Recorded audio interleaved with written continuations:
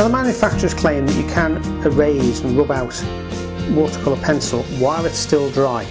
I've just put on here some dark brown watercolour pencil and I've scribbled underneath normal graphite HB pencil. So let's see what happens. Well, yes, you can lift some of it out, perhaps not quite as readily as you can lift out the graphite pencil, but to some extent you can get rid of dry watercolour pencil.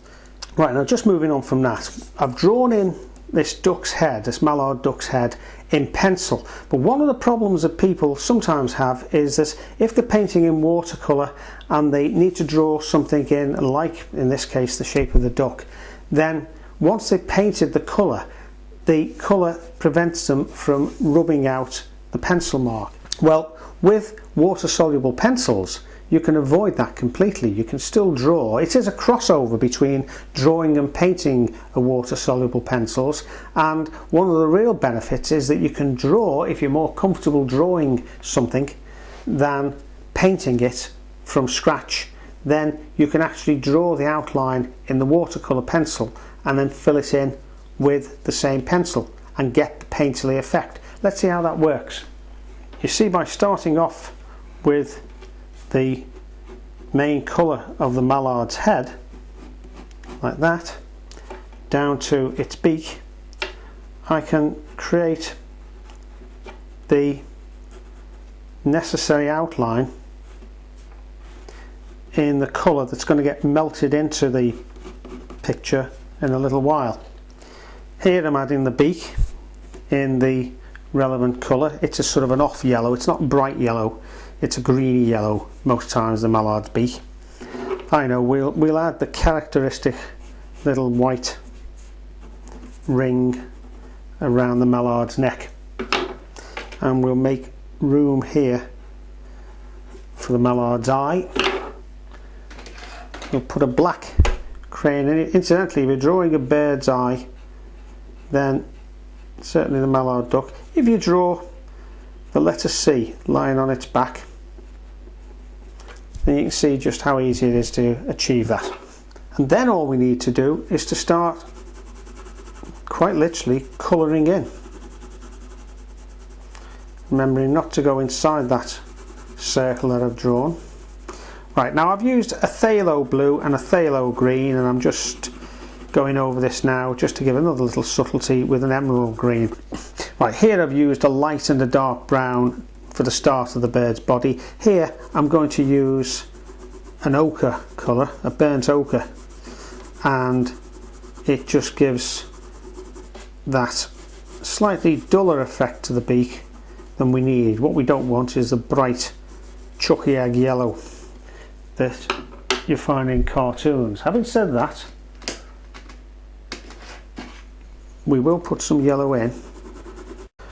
Right, time to put the water on. You notice even in a picture of this size, I'm still only using a fairly small brush. And you can see there that it's really bringing the colours out of that yellow that's on the beak. You can see why I put some slightly darker, duller colours in the beak just to tone it down. Might need a little bit more toning down even than that. But of course the great thing is that we haven't got any pencil marks around the outside, because all the drawing has been done with the colours that we're actually using in the bird. Right, now you can see I'm letting some of the colour there run into the beak. I'm not worried about that because we can deal with that in a second. Take that out, and it gives us a little bit of highlight for the top of the beak anyway. Yeah, that's quite nice, that. You can see you can get quite dark, intense effects with just a little bit of water. Important to keep the brush and the water moving though, because it does dry quite quickly, a lot quicker in fact than watercolour paints, so you've really got to move this pigment around. I want some light area there underneath the cheek. That's a little bit too light, but we can move some pigment back in, no problem at all. See how easy that was.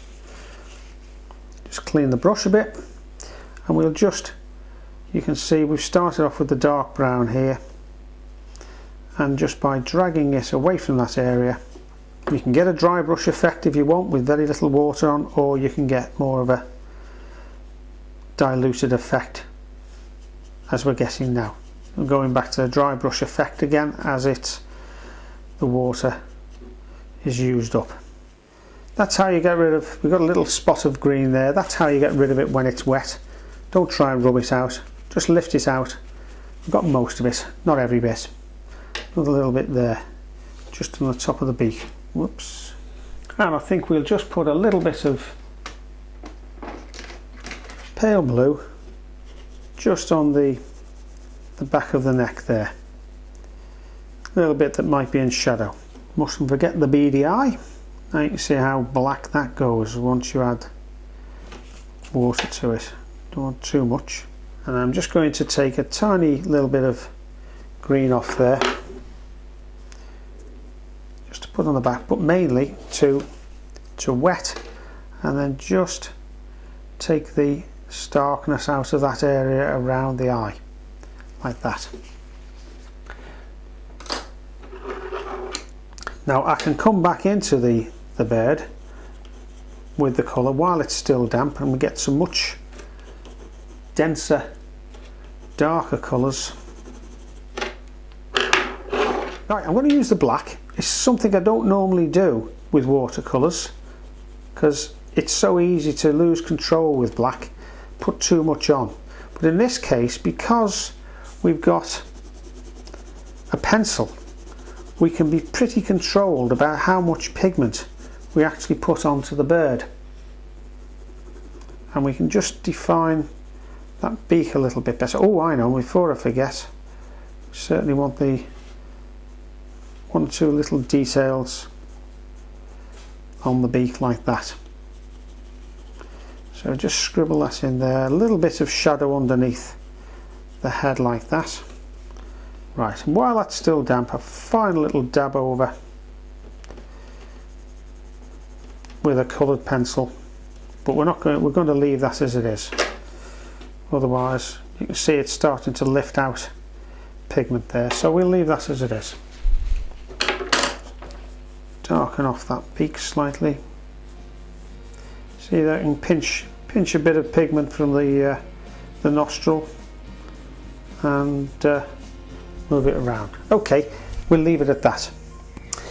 Right, just as a comparison, I just thought I'd show you the effect of drawing the same mallard duck's head on cartridge paper with first of all with the dry crayon and then with the wet on wet technique.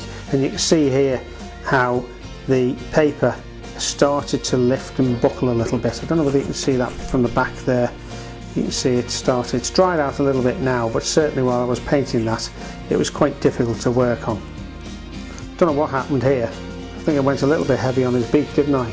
Perhaps we call him Pinocchio. Anyway, I don't know whether you can call a mallard duck Pinocchio, but there we are. If you can, there he is.